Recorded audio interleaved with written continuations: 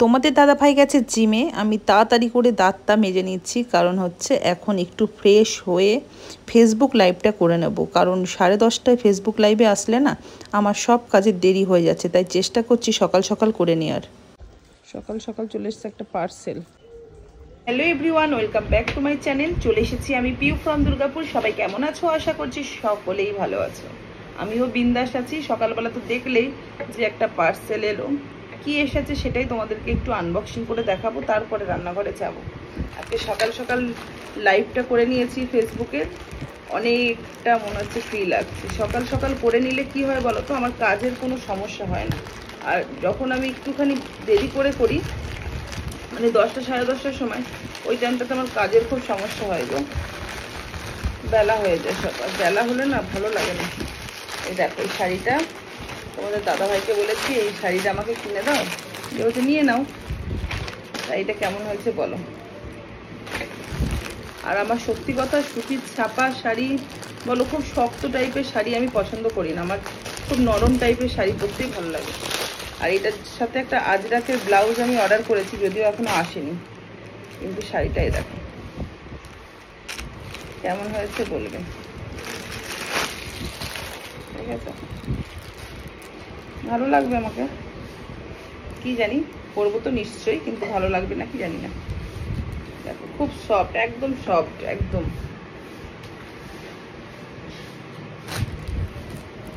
এটাও মনে হয় আজরাকের ছিল না মলমল ছিল, আমার ঠিক খেয়াল নেই।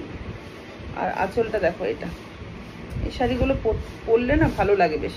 এর সাথে অক্সিডাইজের যদি তুমি জুয়েলারি পরো ভালোই লাগে। এই যে আঁচল ব্ল্যাকটা, এটা একটা ব্ল্যাক ছিল, ব্ল্যাক। এটা আমি ভাবলাম যে দেখি কেমন আসে, যদি ভালো আসে ব্ল্যাকটাও নিয়ে নেবো, ব্ল্যাকটাও অর্ডার করবো। ওটা আমি নিজে কিনে নেবো, তোমার দাদাভাইয়ের কাছ থেকে নেবো না। তো চলো দেন রান্নাঘরে গিয়ে আবার দেখা হচ্ছে। কি গো, 1000 টাকা দাও, পয়লা বৈশাখে তো কিছুই দাওনি। পয়লা বৈশাখে কিছুই দিইনি? কিচ্ছু দাওনি? আচ্ছা তাহলে নিয়ে নাও। এই যে শাড়িটা অর্ডার করতে বলেছিলে, অর্ডার করেছি, চলে এসছে। তা নাও, কি অসুবিধা আছে? এইদিকে দেখো তোমাদের দাদাভাই আজকে নিয়ে এসেছে হচ্ছে চিংড়ি মাছ, যেটা দিয়ে কালকে হবে আজকে না। বাবা এরকম কেটে দিয়েছে ইঁচড়? নিয়ে আসলাম কেটে। একদম ছাড়িয়ে দিতে বলতে পারতো। হ্যাঁ, একদম গরম জলে সেদ্ধ করে বলতাম তোমার কষ্টটা একটু কম হোক, সেরকম ব্যবস্থা করে দিতে, তাই না? সত্যি তাই। আর এদিকে কি আছে? এদিকে হজমগুটি, আর এইখানে আমার মাংস আছে। বাবা আচ্ছা, সব গুছিয়ে নেওয়ার পরে তারপরে দেখাচ্ছি। একদম। আর এই যে ভেজিটেবিল কি নিয়ে এসেছি, এটাই বেশি দরকার আছে। অ্যাপেল, বিট, গাজর, আমলকি যা আছে ঘরে খেয়ে নাও, তারপরে আনবো, এখন পাওয়া যাচ্ছে না ভালো। আচ্ছা ঠিক আছে, দেখবে কেমন একটু ফুটেজটা এইভাবে দেবে না? হ্যাঁ ওটা রেখে দেবে, ওটা দিয়ে দেবো ব্লগে। চলে এসেছি আমার রান্নাঘরে। এবার আমি রান্না স্টার্ট করব। কড়াইতে তেল দিয়ে দিলাম। তোমার দাদাভাই বলেছে অল্প তেল দিয়ে মাংস রান্না করতে, প্রতিদিনই এটা বলে। অল্পই দিলাম, তোমাদেরকে সাক্ষী রেখে দিলাম তেজপাতা। মশলা আমার মোটামুটি কষেই গেছে, কিন্তু এদিকে গেছিলাম ভিডিও ছাড়তে। ফেসবুকে টাইম হয়ে গেছিলো, ইউটিউবেরও টাইম হয়ে গেছিলো, তো ভিডিও ছাড়াও হয়ে গেছে। আর এদিকে আমার মশলাও মোটামুটি কষে গেছে। এরপরে এর মধ্যে দিয়ে দেবো হচ্ছে চিকেনটা। আউচ। এদিকে চিকেনটাকে একটু ঢাকা দেবো, ঢাকা দিয়ে কষলে বেশ গন্ধটাও ভালো থাকে, আর খেতেও সেই লেভেলের স্বাদ হয়। কোথায় যাচ্ছ শোনটা? বৃহস্পতিবার পানকলা আনতে ভুলে গেছে, একবারে মনে করিয়েছো? হাই রে, তুমি তো নিয়ে আসো, কি মনে করাবো তোমার? আমারও তো খেয়াল নেই না, যাই দোকান থেকে নিয়ে আসি। না মামা বাড়ির থেকে চলে এসেছো, আর হাতে এটা কি? এটা দিয়ে কি হবে? মাছ ফিশিং। এটা কোথা থেকে নিয়ে এলি? কোথা থেকে আবার নিয়ে আসছি দোকান থেকে। আর হাতে ব্যাগটা কিসের? মাছের চার সব।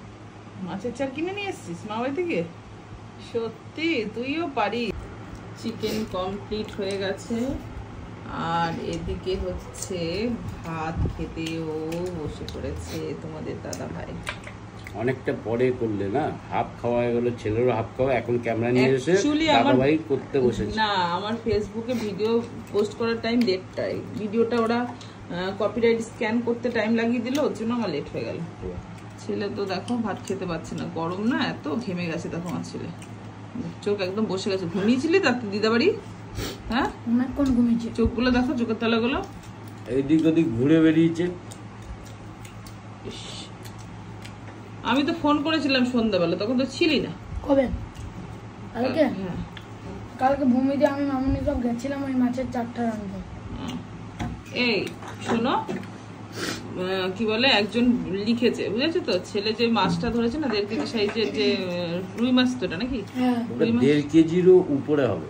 হ্যাঁ ওই 2 কেজি সাইজের রুই মাছ। হ্যাঁ ওই মাছটা দেখে একজন কমেন্ট করেছে যে এগুলো সব মিথ্যে কথা, এগুলো কোনো রকম ওই ছিপ দিয়ে এত বড় মাছ ধরা যায় না, এরকম অনেক 2-3 জনকে দেখলাম এরকম মন্তব্য একবার করেছে। ছিপটা একবার ওদিকটায় ঘুরে দাও না ছিপ না, দরকার নেই। এবার গল্পটা হচ্ছে সেটা না, করতে পারে। মেন ব্যাপার হচ্ছে মোবাইলের ওপার আর এপার, বিশ্বাসে মিলাই বস্তু, তর্কে বহুদূর। এবার গল্পটা হচ্ছে সবই হয়, ধরতে জানতে হবে, এটা হচ্ছে ব্যাপার।